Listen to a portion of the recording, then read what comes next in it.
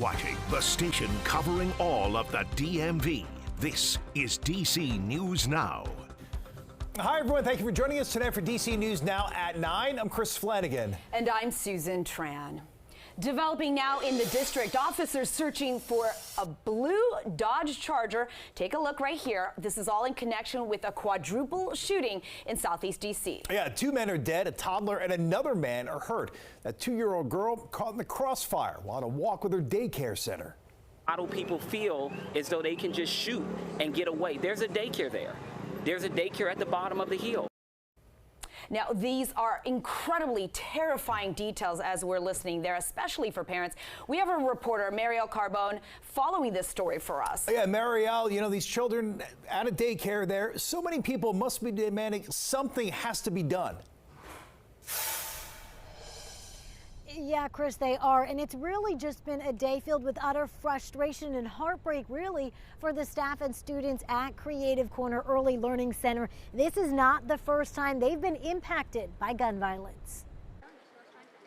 It's 11 a.m. It's babies outside. What more can I say? For Lakita Tate, the news of Thursday morning's shooting hit her hard. Actually, I was just so scared. The baby just took all of my emotions. A 2-year-old child, one of 4 victims shot when a group of suspects opened fire at 22nd Street and Alabama Avenue Southeast. Police say the little girl was walking with her daycare class to the nearby playground when she was caught in the crossfire. 2 years old, 3 years old, I'm constantly ducking from gunshots. Tate is an ANC commissioner in the neighborhood and says the shooting is another traumatizing moment for staff and students at Creative Corner Early Learning Center. 3-year-old Taya Settles, who was shot to death while in her car seat in early May, attended the daycare. And 6-year-old Ozan Payton, fatally shot at a 4th of July party in Temple Hills, graduated from the daycare. Families don't feel safe. Young people don't feel safe. Joseph Johnson says the shopping center where Creative Corner is a known problem area. I'm calling on other government entities to step in if they care about the young people like they say they do, and to force that daycare to move out of that shopping center. It has to be gone. Tate says the daycare owners want to relocate. She's calling on anyone with available space to reach out. Tomorrow we can close, right?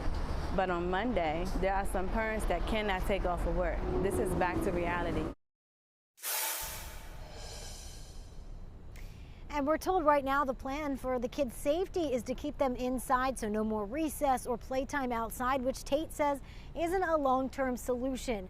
Chris and Susan, she's asking anybody that may be willing to help, whether that's relocating the daycare or even maybe providing some transportation so the kids can safely get out to outdoor play areas, that they can contact her directly. We've got her email linked in our web story online at dcnewsnow.com. Reporting live from police headquarters tonight, I'm Marielle Carbone, DC News Now.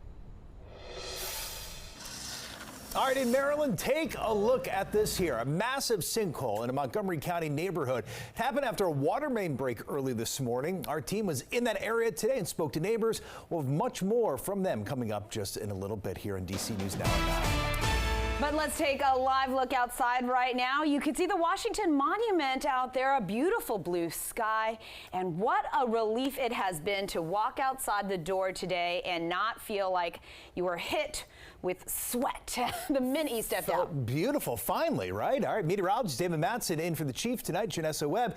And Damon, dare I say, maybe, just maybe, give the AC a break? I think so. Yes, we're getting into that territory here. Some folks may still leave it on, but it's going to get cool enough that we won't have to run it as excessively as we did for this right here. Quickly recapping the last 4 days, not including today, well, we had quite the run of 100-degree temperatures. The last time we've had 4 days in a row of that, July of 2012, and this is the first time ever in DC that we had 4 straight days of 101-degree temperatures plus each afternoon. So we are just so thankful to be done with all of that. Look at these temperatures so far here as we head into the night. Still a little bit warm. We are clinging to the 80s in DC at 84 there. Hagerstown as well at 80 degrees on the dots. But we do have plenty of 70s now starting to pop up across Virginia, portions of western Maryland, even over toward Waldorf at at 78 degrees. And by the time we get to early on your Friday morning, it is going to feel fantastic, folks. Maybe you'll want to grab a light jacket because temperatures will be falling into the upper 50s and 60s across most of the DMV. Humidity will be much lower by the time we start the day tomorrow, so we'll be able to enjoy the end of the week with these conditions. Now, can we keep this trend going as we head into the upcoming weekend? We'll have a full look at your forecast coming up here in just a bit. All right, Damon, thank you. An update now for you. D.C. police arrested 2 more teen girls for the murder of a 64-year-old man. They say they found Reggie Brown beaten to death in Northwest. This was back in October 2023. There are now 5 teen girls who are facing murder charges. Happening now, school boundaries in Fairfax County have stayed largely unchanged for decades. But now, well, there's a push to redraw some of those lines. And as you might imagine, it has created a ton of backlash. Yes, I could imagine parents are a little concerned here. Max Marcellia joining us live outside the school board meeting. And Max, walk us through this controversy because I'm sure families have a lot to say here. Well, Chris and Susan, the families are really concerned with what it could mean. Essentially what the policy is, and the policy that the board is about to vote on any minute now, is it would allow the district to redraw those school boundaries every 5 years, something they say they haven't done in decades. The school board members who spoke says it's a long overdue plan, something they really need. The parents we spoke with earlier shared some of their concerns, though. In front of sign-waving redistricting naysayers, the Fairfax County School Board is taking up a measure that could shape the district, its schools, its buses, and its families for generations. I want clarity, honesty, and a plan. They don't have a plan. Vanessa Paredes moved here from Mexico during the pandemic with her 3 kids, picking her new home for the schools. One graduated, but the other 2 are still in FCPS, and she worries what might happen if the county redistricts school zones every 5 years. When I told my younger one that he probably is going to be in another school, she started crying. As they've had stability in their relationships in their community, that's how you build resilience. You don't build it by having your mom and dad not be able to tell you where you're going to go to school next year. As skeptics sound off, some school board members say this needs to happen. Overcrowding is an issue here at Pine Spring Elementary School, and it's not the only one. At the beginning of the school year, there were 7 Fairfax County schools that were at least 115% over capacity. And of those 7 schools, the county projects 5 of them will still be over capacity 5 years from now. Hopefully a regular review will help the district stay responsive to the new developments and population shift. Teacher Emily Vanderhoff says this change is long overdue, and FCPS says any future boundary changes will also keep student proximity, transportation, and equitable access to programs in mind.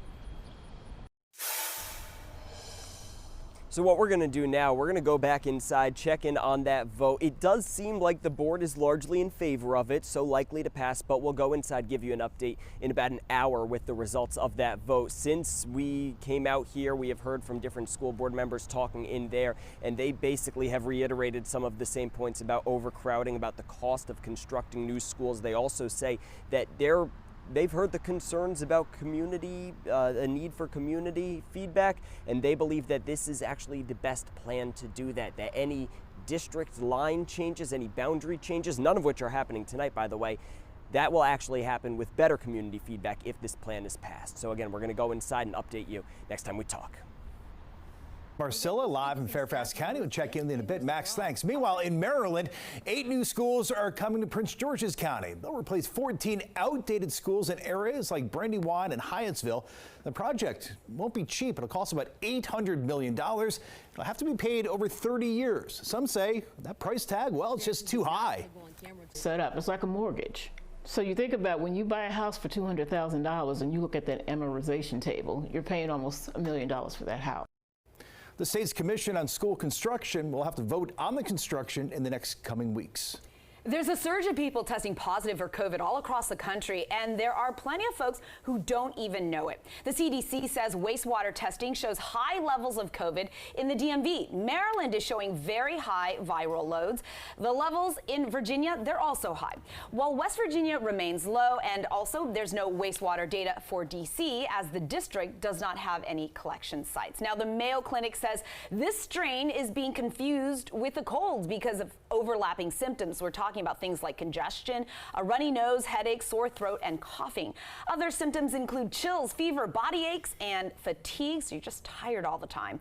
Overall, cases are becoming milder, especially with people having fewer symptoms if they're vaccinated. All right, well, listen up if you're in Montgomery County. The Department of Health and Human Services is offering several free vaccinations for students entering pre-K through high school. Here now is a look at the vaccinations offered. Now, appointments are preferred, but walk-ins are available. The parent must be present and also bring an ID and immunization record if available. For more information and how to find a clinic near where you live, head to dcnewsnow.com. In Virginia, there's more money headed to Culpeper County to bring more local foods to school lunches. Representative Abigail Spanberger announced more than $90,000 for a program called Farm to School. Now, the money will be used to help students learn about nutrition and also get some hands-on experience with planting, growing, and harvesting fruits and vegetables. Those items will then be used in the school cafeteria. Spanberger, as you might know, is a Democrat who's also running for governor. Now to sports, and no longer in command. We are following the major shakeup with the Washington Commanders front office. That's right. Team president Jason Wright will be leaving his position. Now, earlier today, we caught up with Commanders fans to get their reaction. I feel like the future is bright, man. I feel like I got to put my sunglasses on because the future's so bright I got to wear shades. That's what I feel like, you know. I love the guy's enthusiasm. The optimism, right? Absolutely. We have our sports director, Derek Forrest, joining us now. And I got to ask, is this a surprise? A little bit of a surprise, yeah, because I think so close to the season, it's a little bit of a shocker. But I also think maybe Josh Harris was going to let the team president and some of the other guys like Ron Rivera, have 1 year and make changes from there. But the Washington Commanders confirmed to DC News Now Jason Wright is out as the team president, but he is expected to remain with the team through the 2024 season with similar duties focusing on a naming rights deal and a potential new site for a stadium. Now, when Wright joined the organization in 2020, he became the first black president in NFL history. Now, Wright helped guide the franchise through several key moments, including a rebranding and the sale of the team to Josh Harris and his ownership group last summer. Now, in a statement from Josh Harris, he said Jason, quote, stepped in at a time of immense challenge and has led the organization through an incredible transformation that set the stage for everything that is to come, unquote. Jason Wright also released a statement saying, quote, over just the past year, we've welcomed record numbers of fans back into the building, made meaningful improvements to the fan experience, re-engaged with corporate partners, and reconnected with the community. Most importantly, we reestablished a culture of respect in the organization. Now, the Commanders tell us the search process for a new team president will begin soon. Guys.